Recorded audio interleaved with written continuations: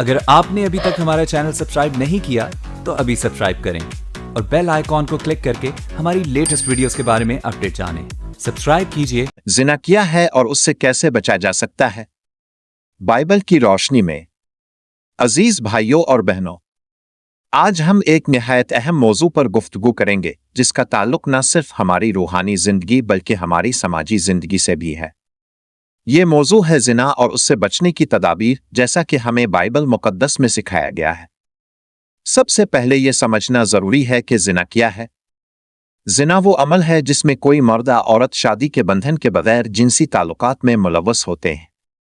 Bible मुकद्दस में जिना को गुनाह करार दिया गया है और यह खुदा की मर्जी के खिलाफ एक संगीन जुर्म है। खुरूज 20:14 में खुदा ने हुक्म दिया, जिना न करना। यह हुक्म 10 अहकाम का हिस्सा है और यह जाहिर करता है कि जिना को खुदा ने एक संगीन गुनाह करार दिया है। यसू मसीह ने भी जिना के बारे में वाज़ेह तालीमात दें। मत्ती 5:27-28 में यसू ने फरमाया, तुम सुन चुके हो कि कहा गया था, जिना न करना, लेकिन मैं तुमसे कहता हूं कि जो कोई किसी औरत को बुरी ख्वाहिश से देखता है वो अपने दिल में इससे पहले ही जिना कर चुका। ये आयत न सिर्फ जिना के अमल को गुनाह करार देती है बल्कि इस नियत को भी गुनाह करार देती है जो जिना की तरफ ले जाती है। यसू ने दिल और ख्यालात की पाकीज़गी पर जोर दिया क्योंकि गुनाह का आगाज हमेशा दिल में होता है। जिना के नताइज। बाइबल मुकद्दस के मुताबिक जिना के नताइज इंतहाई संगीन होते हैं। ये न सिर्फ हमारे खुदा के साथ ताल्लुक को खराब करता है बल्कि हमारी जिंदगी में मुख्तलिफ किस्म की मुश्किलात और रूहानी परेशानियों को जन्म देता है। 1 कुरिन्थियों 6:18 में पौलुस रसूल फरमाते हैं, जिना से भागो।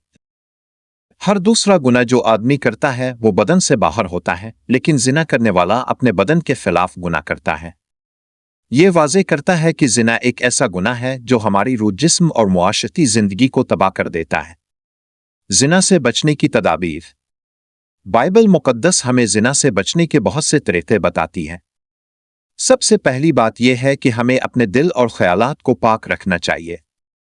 फिलिप्पियों 4:8 में लिखा है, आखिर में भाइयों, जो बातें सच हैं, जो बातें शरीफ हैं, जो बातें रास्त हैं, जो बातें पाक हैं, जो बातें पसंदीदा हैं, जो बातें तारीफ के लायक हैं, अगर कोई फजीलत है और अगर कोई तारीफ है तो उन्हीं बातों पर गौर किया करो। ये आयत हमें यह तालीम देती है कि हमें अपनी सोचों और ख्यालात को साफ और खुदा की मर्जी के मुताबिक रखना चाहिए ताकि गुनाह का रास्ता ना अपनाएं। दुआ और रूह अल कुद्स की मदद। जिना से बचने के लिए दुआ और रूह अल कुद्स की मदद लेना निहायत जरूरी है।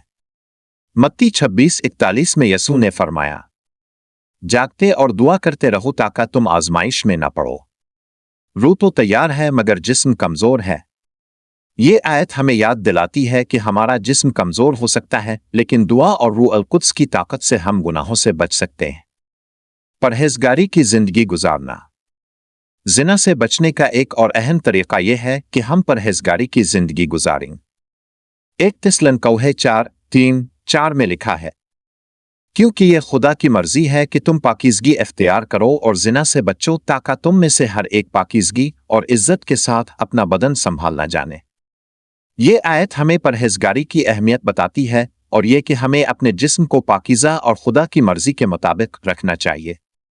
सोहबत का इंतखाब। जिना से बचने का एक और अहम तरीका यह है कि हम अपने दोस्तों और सोहबत का सही इंतखाब करें। 1 कुरिन्थियों 15:33 में लिखा है, फरेब न खाओ, बुरी सोहबत अच्छे अखलाक को बिगाड़ देती है। हमें ऐसी सोहबत से बचना चाहिए जो हमें गुनाह की तरफ ले जा सकती है और ऐसी जगहों से दूर रहना चाहिए जहां जिना के गुनाह में पड़ने का खतरा हो। जिना से मुआफी और तौबा। अगर कोई शख्स जिना के गुनाह में मुब्तला हो गया हो तो बाइबल हमें मुआफी और तौबा का रास्ता भी दिखाती है। 1 यूहन्ना 1:9 में लिखा है, अगर हम अपने गुनाहों का इकरार करते हैं तो वो वफादार और आदिल है कि हमारे गुनाहों को मुआफ करे और हमें सारी नाराज़गी से पाक करे। खुदा अपने फजल और रहम से जिना समेत हर गुनाह को मुआफ कर सकता है बशर्ते कि हम दिल से तौबा करें और अपनी जिंदगी को बदलने का अहद करें। इफ्तितामिया। अजीजों, जिना एक संगीन गुनाह है और बाइबल हमें इससे बचने की वाज़ेह तालीमात देती है। हमें अपने दिल और ख्यालात को पाक रखना चाहिए, दुआ और रूह अल कुद्स की मदद से जिंदगी गुजारनी चाहिए और ऐसे गुनाहों से बचने के लिए हर मुमकिन कोशिश करनी चाहिए। खुदा का फजल हमेशा हमारे साथ हो और हम उसकी रहनुमाई में एक पाकीज़ा और खुदा की मर्जी के मुताबिक जिंदगी गुजार सकें। God bless you and Jesus blood upon you. Thanks for watching.